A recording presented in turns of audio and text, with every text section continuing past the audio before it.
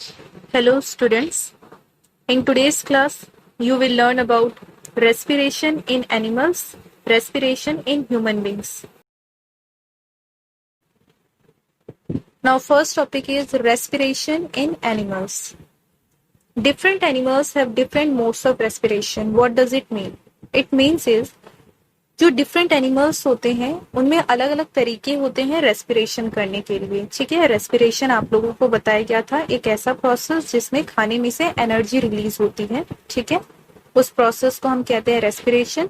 तो different organism में अलग अलग तरीके होते हैं रेस्पिरेशन करने के। जैसे कि देखिए, first is aquatic animals like fishes, prawns etcetera have gills for respiration.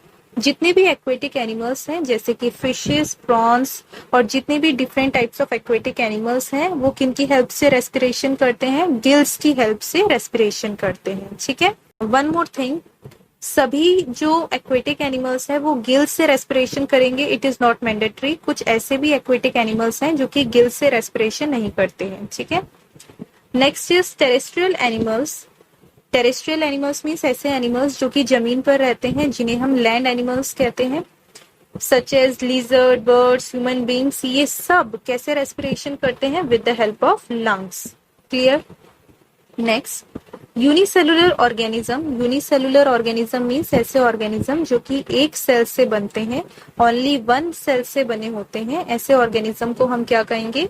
Unicellular organism. Unicellular organism किससे रेस्पिरेशन करते हैं? With the help of their cell membrane. ठीक है,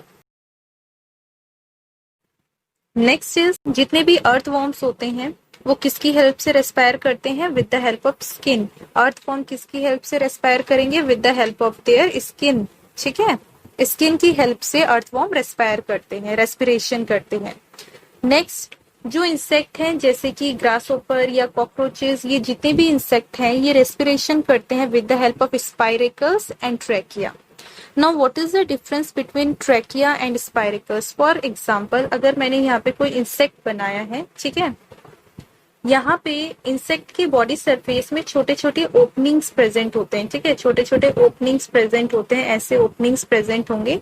ठीक है, और इन ओपनिंग से होते हुए ट्यूब लाइक स्ट्रक्चर बॉडी के अंदर जाते हैं इंसेक्ट के। ठीक है, ट्यूब लाइक स्ट्रक्चर। तो ये जो ओपनिंग वाला पोर्शन है इसे हम कहते हैं स्पाइरेकल्स, और जो ट्यूब लाइक पोर्शन होता है इसे हम कहते हैं ट्रैकिया। जैसे यहाँ पे आप फिगर में देखिए कि इसमें प्रॉपरली बताया गया है कि कौन सा स्पाइरेकल है और कौन सा ट्रैकिया। देखो, जो ट्यूब का जो ओपनिंग है उसे कहा जा रहा है स्पाइरेकल्स, और जो ट्यूब लाइक स्ट्रक्चर्स यहाँ पे आपको दिख रहे हैं उन्हें क्या कह रहे हैं? ट्रैकिया। वन मोर थिंग, यहाँ पे आपको ये भी पता होना चाहिए, जो बॉडी सरफेस में जो ओपनिंग है दैट इज स्पाइरेकल्स, जिसकी हेल्प से जो गैस है वो बॉडी के अंदर आती है या बाहर जाती है। बाकी बॉडी के अंदर जो गैसियस का मूवमेंट हो रहा है ट्यूब लाइक स्ट्रक्चर की हेल्प से, दैट इज ट्रैकिया। ठीक है, in insects. Clear? Next is frogs lives both in land and water. आपको पता है जो मेंढक होते हैं वो लैंड में भी रह सकते हैं, जमीन में भी रह सकते हैं और वाटर में भी। दैट्स वाई फ्रॉग्स को हम एम्फीबियन भी कहते हैं, as you know very well. Okay, जब भी फ्रॉग्स लैंड में रहते हैं, दैट मीन्स जमीन में रहते हैं, they can use their lungs for respiration. ठीक है, फ्रॉग्स जो हैं जब लैंड में रहते हैं तो उस टाइम वो क्या यूज करते हैं? They use their lungs for respiration process. Next is when they are in water, जब वो पानी में होते हैं तो ये प्रॉपरली रेस्पिरेशन कर लेते हैं with the help of there moist skin. ठीक है, स्किन की हेल्प से गैसियस एक्सचेंज कर लेते हैं फ्रॉग्स। क्लियर? नेक्स्ट इज जितने भी टेरेस्ट्रियल एनिमल्स हैं, जितने भी लैंड एनिमल्स हैं, ऐसे एनिमल्स जो कि जमीन पर रहते हैं, वो सारे ऑर्गेनिज्म एटमॉस्फेयर में जो ऑक्सीजन प्रेजेंट होता है उसे यूज करते हैं। ठीक है, लेकिन जितने भी एक्वेटिक एनिमल्स हैं उन्हें ऑक्सीजन कहाँ से मिलता है? वो ऑक्सीजन कौन सा यूज करते हैं? दैट इज जो भी डिसॉल्व्ड ऑक्सीजन होता है, पानी में जो घुला हुआ ऑक्सीजन होता है उसी को एक्वेटिक एनिमल्स यूज करते हैं। क्लियर है ये बात? यहाँ पे ये बताया जा रहा है जितने भी टेरेस्ट्रियल एनिमल्स हैं एटमॉस्फेयर में जो ऑक्सीजन प्रेजेंट होता है उसे डायरेक्टली यूज करते हैं, वहीं जो एक्वेटिक एनिमल्स हैं वो कौन सा ऑक्सीजन यूज करते हैं? दैट इज डिसॉल्व्ड ऑक्सीजन जो कि वाटर में होता है। कहने का मीनिंग ये है जो घुला हुआ ऑक्सीजन होता है पानी में उसे यूज करते हैं एक्वेटिक एनिमल्स। अब नॉर्मल सी बात है बेटा, क्योंकि जो डिजॉल्व्ड ऑक्सीजन जो है पानी में वो कम होगा as comparison with atmospheric oxygen. कहने का मीनिंग ये है कि जो पानी में घुला हुआ ऑक्सीजन होगा और जो एटमॉस्फेयर में ऑक्सीजन है, दोनों में से ज्यादा मात्रा किसकी होगी? ऑब्वियसली एटमॉस्फेरिक ऑक्सीजन की। तो इसीलिए जितने भी एक्वेटिक एनिमल्स हैं इनको ज्यादा से ज्यादा ब्रीथिंग करना पड़ता है, ठीक है, ताकि वो ज्यादा से ज्यादा ऑक्सीजन को बॉडी में इनटेक कर सके, ठीक है, प्रॉपरली रेस्पिरेशन कर सके। तो अगर आपसे पूछा जाए कि जो रेट ऑफ ब्रीथिंग है वो एक्वेटिक एनिमल्स में ज्यादा होता है या टेरेस्ट्रियल एनिमल्स में, then your answer will be aquatic animals में। And what is the reason behind it?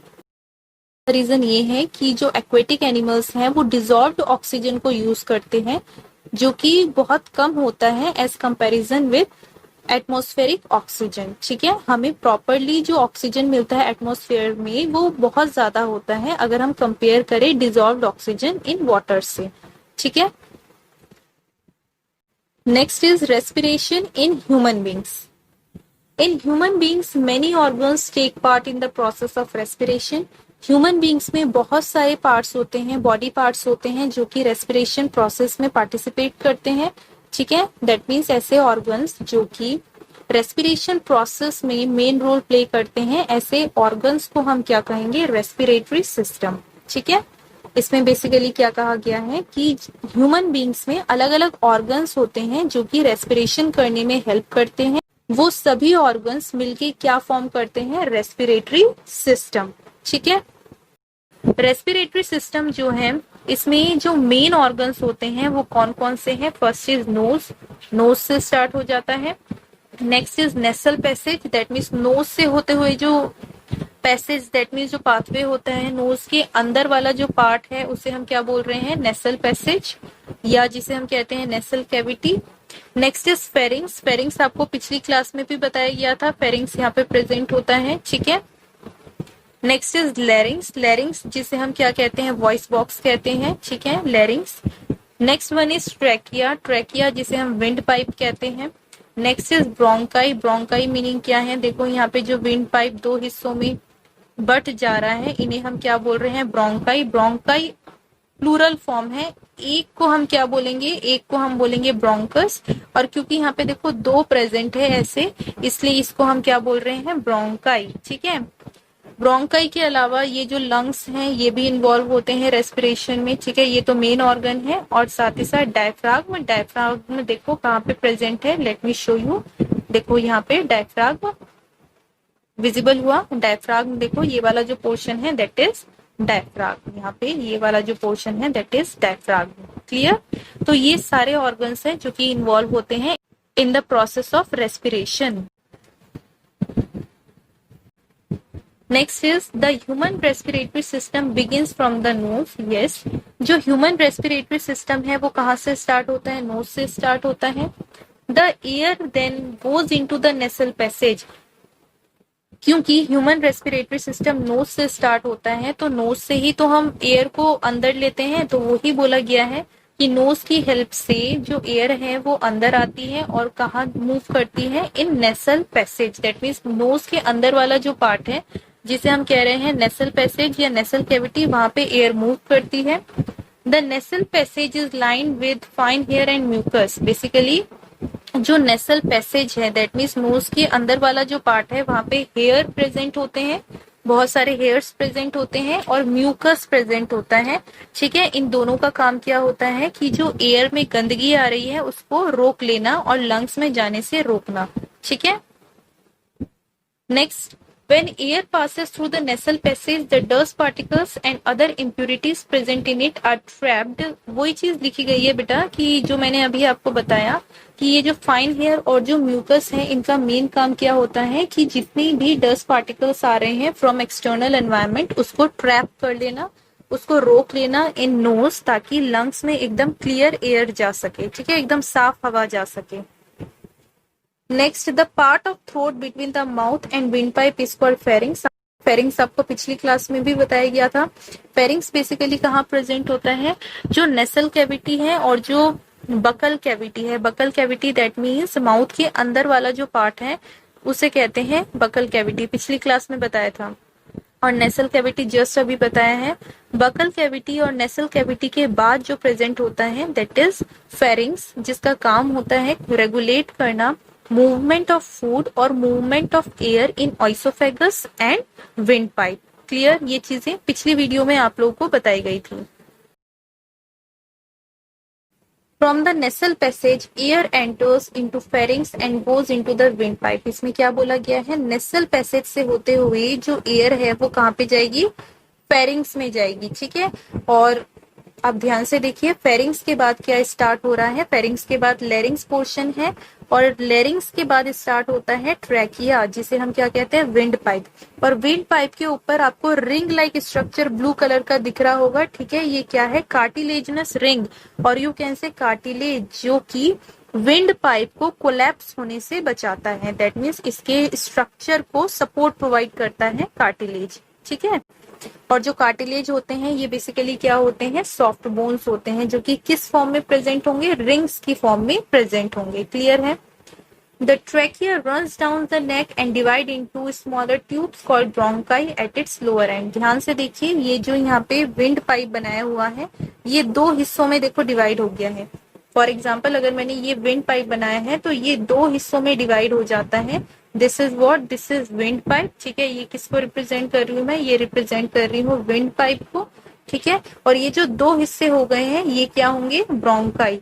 एक को हम बोलेंगे ब्रोंकस, इसे भी ब्रोंकस, और दोनों को अगर हम बात करेंगे, अगर हम दोनों की बात करेंगे तो इन दोनों को मिला के हम क्या कहेंगे, ब्रोंकाई। ठीक है, ब्रोंकस सिंगुलर फॉर्म में होता है, ब्रोंकाई प्लूरल फॉर्म में होगा। क्लियर है। The bronchi are connected to the lungs. The lungs are in the chest cavity, thoracic cavity, which is separated from abdominal cavity. अब देखो यहाँ पे क्या बताया गया है, जो ब्रोंकाई है बेसिकली ब्रोंकाई किसके अंदर एंटर कर रहे हैं, लंग्स के अंदर एंटर कर रहे हैं। ठीक है, और ये जो लंग्स है बेसिकली कहाँ प्रेजेंट होता है, चेस्ट रीजन में प्रेजेंट होता है, जिसे हम क्या कहते हैं, थोरेसिस कैविटी। ठीक है, और आप कह सकते हो चेस्ट कैविटी। चेस्ट कैविटी या थोरेसिस कैविटी में कौन प्रेजेंट होगा, लंग्स प्रेजेंट होता है। क्लियर। इस वाले रीजन को कहा जाता है थोरेसिस कैविटी, और इसके नीचे वाला जो पोर्शन होगा इसे हम कहते हैं, नीचे वाला जो पोर्शन होता है उसे हम कहते हैं एब्डोमिनल कैविटी। एब्डोमिनल कैविटी और जो थोरेसिस कैविटी है इन दोनों को सेपरेट कौन करता है, डायफ्राग्म। कौन सेपरेट करेगा, डायफ्राग्म। ठीक है, डायफ्राग्म एक मस्कुलर स्ट्रक्चर होता है जो कि ब्रीथिंग प्रोसेस में बहुत ज्यादा इंपॉर्टेंट रोल प्ले करता है, जो कि मैं आगे अभी आप लोगों को बताऊंगी। ठीक है,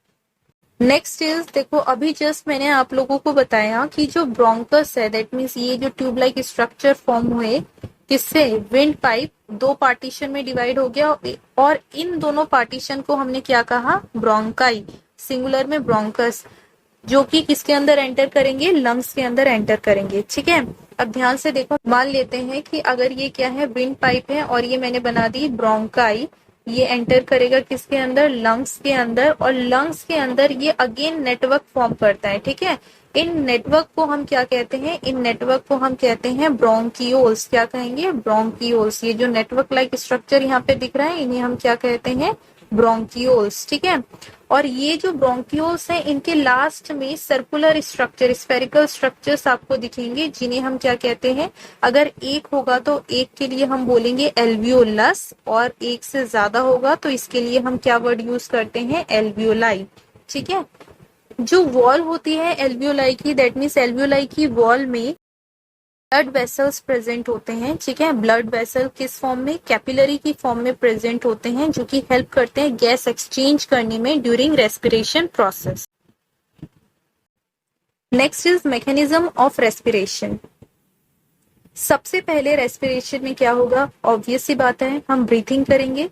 ब्रीथिंग बेसिकली क्या होता है, it is the process by which living organism obtain oxygen from the environment and release carbon dioxide into the environment. Simple it means is, ये एक ऐसा प्रोसेस है जिसमें लिविंग ऑर्गेनिज्म अपने एक्सटर्नल एनवायरनमेंट से ऑक्सीजन को बॉडी के अंदर करता है और कार्बन डाइऑक्साइड को बॉडी से बाहर करता है। ठीक है, इस कंप्लीट प्रोसेस को हम क्या कहते हैं? ब्रीथिंग। दैट मीन्स इन क्या होगा? इन होगा ऑक्सीजन, दैट मीन्स O2, और बॉडी से आउट कौन होगा? बॉडी से आउट होगा, दैट इज बॉडी से आउट क्या होना चाहिए? बॉडी से आउट होगा CO2, that is carbon dioxide. Clear है? ठीक है। ब्रीथिंग में बेसिकली दो इवेंट्स होते हैं, दो प्रोसेस चलते हैं। First is inhalation and second is exhalation. Now first is inhalation. Inhalation basically क्या होता है? ब्रीथ इन करना। ठीक है, ब्रीथ इन करना को हम क्या कहते हैं? Inhalation. So it is taking enough air oxygen into the body. What does it mean? It means जब भी हम एयर को, जिसमें क्या प्रेजेंट होगा? ऑक्सीजन प्रेजेंट होगा, और भी डिफरेंट गैसेस हो सकती हैं क्योंकि आजकल इतना ज्यादा पोल्यूशन है। तो जब भी हम एयर को बॉडी के अंदर करते हैं, उस प्रोसेस को हम क्या कहते हैं? इनहेलेशन। क्लियर? इनहेलेशन के दौरान दो चीजें चल रही होती हैं। During inhalation two things happens at the same time. दो चीजें चल रही होती हैं इनहेलेशन के दौरान। First one is the ribs are pushed upwards and outwards. इसका मीनिंग क्या है? अच्छा, आपको पता है रिप्स क्या होता है? रिप्स मीन्स क्या है? रिब्स बेसिकली, रिब केज आप लोगों ने पढ़ा होगा। Rib cage basically protection provide करते हैं जितने भी इंटरनल ऑर्गन्स है, जैसे कि लंग्स, हार्ट हो गया, इनको कौन प्रोटेक्शन प्रोवाइड करता है? Rib cage. ठीक है, तो ड्यूरिंग इनहेलेशन जब हम सांस अंदर लेते हैं तो ये जो रिब केज वाला पोर्शन है, आपने देखा होगा जब हम सांस अंदर लेते हैं तो रिब केज वाला पोर्शन ऊपर की डायरेक्शन में आता है और बाहर की तरफ निकल जाता है। दैट मीन्स जो चेस्ट पोर्शन है वो ऊपर की तरफ मूव करता है और बाहर की तरफ आ जाता है। ठीक है, और जो डायफ्राग्म पोर्शन है, डायफ्राग्म पोर्शन जो यहाँ पे है, वो नीचे की तरफ चला जाता है। नॉर्मल सी बात है बेटा कि जब हम ब्रीथ इन कर रहे हैं, दैट मीन्स एयर को अंदर कर रहे हैं, तो लंग्स के एरिया को इंक्रीज करना है। तो लंग्स के एरिया को इंक्रीज करने के लिए इट्स मैंडेटरी कि जो डायफ्राग्म है वो नीचे की डायरेक्शन में जाए। ठीक है, ताकि जो लंग्स में जो स्पेस है वो ज्यादा से ज्यादा हो सके। ठीक है, सेकेंड पॉइंट आपको याद रखना है, जो डायफ्राग्म है वो कॉन्ट्रैक्ट होगा, दैट मीन्स सिकुड़ जाएगा और नीचे की डायरेक्शन में मूव करेगा। तो दो चीजें आपको याद रखनी है इनहेलेशन प्रोसेस में, दैट इज जो रिब्स है वो ऊपर की तरफ और बाहर की तरफ मूव करते हैं। ठीक है, जो चेस्ट है, क्योंकि रिब केज की वजह से जो हमारा चेस्ट पोर्शन है इनहेलेशन के दौरान बाहर की तरफ आउटवर्ड डायरेक्शन में मूव करता है। ठीक है, नेक्स्ट जो डायफ्राग्म है वो कॉन्ट्रैक्ट हो जाता है और नीचे की डायरेक्शन में मूव करता है। ठीक है, इसका रीजन क्या है नेक्स्ट स्लाइड में मैं एक्सप्लेन करूंगी। देखो यहाँ पे बताया गया है, the upward and outward movement of ribs and downwards movement of diaphragm basically increases the space in the chest cavity. ये जो मूवमेंट है basically upward and outward movement of ribs and downward movement of diaphragm क्यों होता है? ताकि जो space है chest cavity में वो इंक्रीज हो सके और ज्यादा से ज्यादा एयर लंग्स में फिल हो सके। Clear? Second event in the process of breathing is exhalation. Exhalation का मीनिंग क्या होता है? breathe out करना। The expelling of air that is carbon dioxide outside the body. वही चीज यहाँ पे बताई गई है, जब भी हम कार्बन डाइऑक्साइड को बॉडी से बाहर करते हैं by breathing out, that means breathe out करके, इस प्रोसेस को हम क्या कहते हैं? exhalation। और exhalation क्या है? सेकेंड इवेंट है, आप कह सकते हो ये क्या है? इवेंट है किसका? ब्रीथिंग प्रोसेस का। क्लियर? जैसे इनहेलेशन के दौरान दो स्टेप्स मैंने आपको बताए, similarly during exhalation when we breathe out two things happen at the same time. Exhalation के दौरान भी दो चीजें साथ के साथ चलती हैं। क्या? फर्स्ट इज जो रिब्स है वो डाउनवर्ड डायरेक्शन में मूव करती है इनवर्ड डायरेक्शन में। आप खुद देखना, जब आप सांस छोड़ते हो तो जो आपका चेस्ट पोर्शन है वो अंदर की तरफ जाता है। ठीक है, अंदर की तरफ और नीचे की डायरेक्शन में जाता है। और जो सेकंड है दैट इज डायफ्राग्म पोर्शन जो है वो क्या होगा? वो ऊपर की डायरेक्शन में जाता है ताकि लंग्स में से ज्यादा जितना भी उसमें कार्बन डाइऑक्साइड फिल है उसे बाहर किया जा सके। ठीक है, Next is after inhalation and exhalation, gas exchange occurs in alveoli. That means inhalation और exhalation करने के बाद गैस का एक्सचेंज होता है एल्वियोलाई में। एल्वियोलाई मैंने आपको बताया था, ठीक है, जो स्फेरिकल स्ट्रक्चर प्रेजेंट होते हैं at the end of bronchioles, those are known as alveoli. Alveoli में गैस एक्सचेंज होंगी, ठीक है। कैसे गैस एक्सचेंज होंगे, ध्यान से देखो। जैसे आपको पता है, in the cells continuous metabolism of glucose and other materials takes place. क्योंकि जरूरी नहीं है कि भाई जब हम ब्रीथ इन ब्रीथ आउट कर रहे हैं तो उस टाइम बॉडी का सारा मेटाबॉलिज्म रुक जाएगा। बॉडी तो कंटिन्यू काम कर रही है, एल्वियोलाई में कंटिन्यू गैस एक्सचेंज चल रहा है, तो बॉडी के जितने भी डिफरेंट सेल्स हैं वहां पे मेटाबॉलिज्म चलता रहता है। मेटाबॉलिज्म मीन्स केमिकल रिएक्शंस चलती रहती है, रेस्पिरेशन प्रोसेस, सारे प्रोसेस चल रहे होते हैं और सभी प्रोसेस के लिए एनर्जी की रिक्वायरमेंट होती है, ठीक है। तो एनर्जी कौन सा प्रोसेस देगा? Obviously respiration. This result in the production of carbon dioxide and utilisation of oxygen. तो नॉर्मल सी बात है बेटा कि अगर रेस्पिरेशन प्रोसेस चलेगा तो कार्बन डाइऑक्साइड ज्यादा से ज्यादा प्रोड्यूस होगा और यूटिलाइजेशन, दैट मीन्स कौन सा गैस ज्यादा से ज्यादा यूज होगा? दैट इज ऑक्सीजन, ठीक है। जिसके वजह से जो रिजल्ट हमारे पास होगा, और you can say this result in the decrease in amount of oxygen in cells. क्योंकि ज्यादा से ज्यादा ऑक्सीजन यूज हो रहा है तो इसके वजह से सेल्स में जो ऑक्सीजन की मात्रा है वो कम होगी और increase in amount of carbon dioxide, और जो कार्बन डाइऑक्साइड है उसकी मात्रा बढ़ जाएगी इन सेल्स।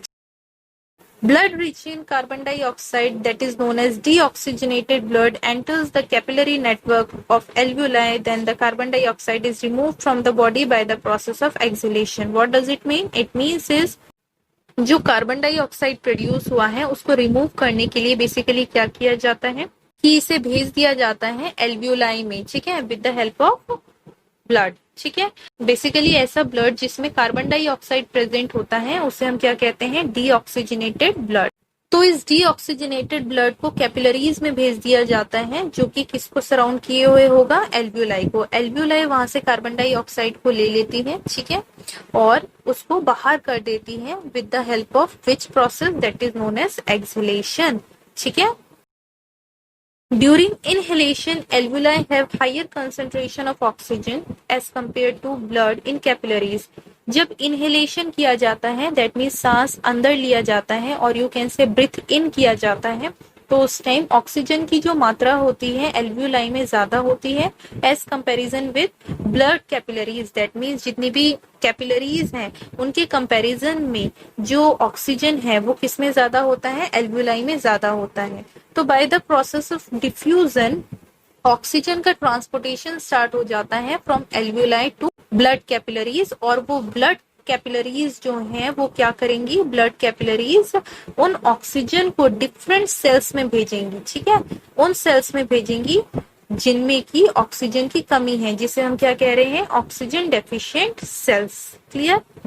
वन मोर थिंग, ये जो ऑक्सीजन है, ऑक्सीजन किसके साथ कंबाइन करता है? जो रेस्पिरेटरी पिगमेंट है, रेस्पिरेटरी पिगमेंट हम किसे कहते हैं? हीमोग्लोबिन को कहते हैं, ठीक है। हीमोग्लोबिन के साथ कंबाइन होता है। हीमोग्लोबिन के साथ जब ऑक्सीजन कंबाइन होता है तो इसे हम क्या कहते हैं? Oxy haemoglobin.